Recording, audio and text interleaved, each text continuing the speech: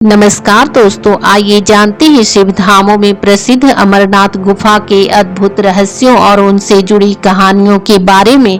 अमरनाथ की गुफा जम्मू कश्मीर की राजधानी श्रीनगर से 135 किलोमीटर की दूरी पर स्थित है। समुद्र तल से 14,000 मीटर ऊंचाई पर स्थित है।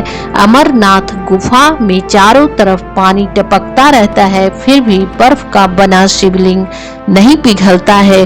गुफा के आसपास भुरभुरी बर्फ का जमाव रहता है, जिसे हाथों से छूने मात्र से बर्फ पिघलने लगती है।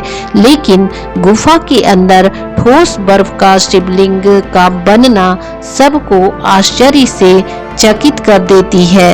इस शिवलिंग को स्वयंभू शिवलिंग माना गया है। चंद्रमा के घटने और बढ़ने के साथ बर्फ निर्मित शिवलिंग का आकार घटता और बढ़ता रहता है। जो भी मनुष्य अपने जीवन में एक बार इस शिवलिंग का दर्शन कर ले, उसे मृत्यु के बाद स्वर्ग की प्राप्ति होती है और मोक्ष की प्राप्ति होती है।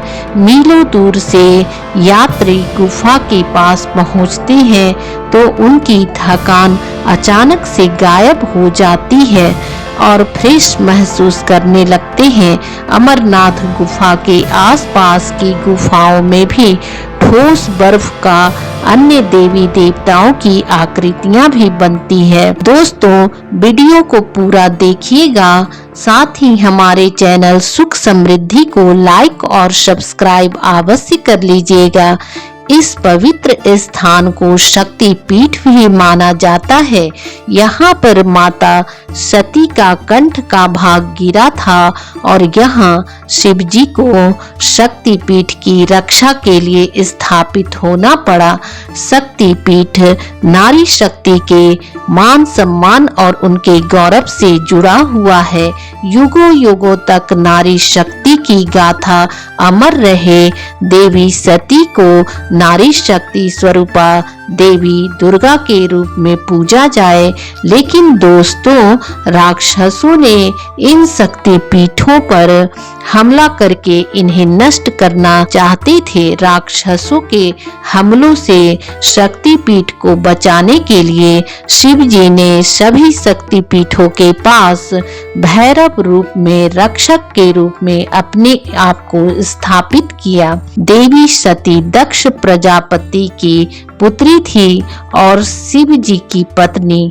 पिता के घर शिव जी का अपमान सहन न कर सकी और दक्ष प्रजापति के द्वारा किए जाने वाले यज्ञ की अग्नि में अपने शरीर की आहुति दे देती है। सती का दूसरा जन्म हिमालय राज्य के यहाँ पार्वती के रूप में होता है।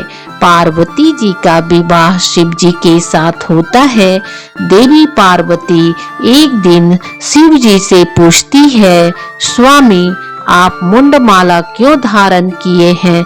तो शिव जी बताते हैं, हे देवी, ये आपकी ही मुंडियां हैं। आप जब जब मरती हो तो इन मुंडमालाओं में वृद्धि होती है।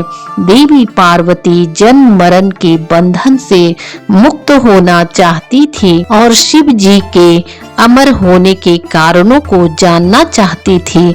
शिव जी ये चाहते थे कि कोई भी जीवित प्राणी उनके अमरत्व की कथा को ना सुने। इसके लिए एकांत स्थान की तलाश करते हैं। कहा जाता है कि अमरनाथ की गुफा में पहुंचने से पहले पहलगांव में अपने बैल नंदी का त्याग करते हैं। चंदनबाड़ी में चंद्रमा का शेषनाग झील के पास शेषनाग को महागुणस पर्वत पर गणेश जी को छोड़ते हैं। पंचतरणी पहुंचकर अपने शरीर के 5 अवयव तत्वों का त्याग करते हैं। अब अमरनाथ गुफा में पहुंचकर शिव जी अपने अमरत्व की कथा पार्वती जी को सुनाते हैं। तभी पार्वती जी को गहरी निद्रा आ जाती है। लेकिन कबूतरों का एक जोड़ा और नीले कंठ वाला एक तोता इस अमरता की कथा को सुनकर सदा के लिए अमर हो गया। ये आज भी इस गुफा में विद्यमान है। जिस भी यात्री को इनके दर्शन मिल जाते हैं तो वे बड़े भाग्यशाली होते हैं। दोस्तों, अमरनाथ गुफा की जानकारी लिंग पुराण, शिव पुराण और भी कई पुराणों में मिलती है, लेकिन वर्तमान समय में बूटा मल्लिक नाम का एक मुसलमान गडेरिया को इस गुफा का खोजकर्ता माना जाता है। ये गडेरिया मवेशी लेकर बहुत दूर निकल जाता है और रास्ता भटक जाता है। तभी एक सन्यासी आकर रास्ता बताने के साथ कुछ खाने की पोटली देता है। कुछ दूर आने के बाद जब पोटली खोलता है तो उसमें हीरे मोती जवाहरात भरे पड़े थे। दोस्तों, आज भी अमरनाथ गुफा की कमाई का 1/4 भाग इस गडेरिया परिवार को दिया जाता है। वर्तमान समय में अमरनाथ गुफा की सारी व्यवस्था अमरनाथ जी श्राइन बोर्ड ने संभाल रखी है।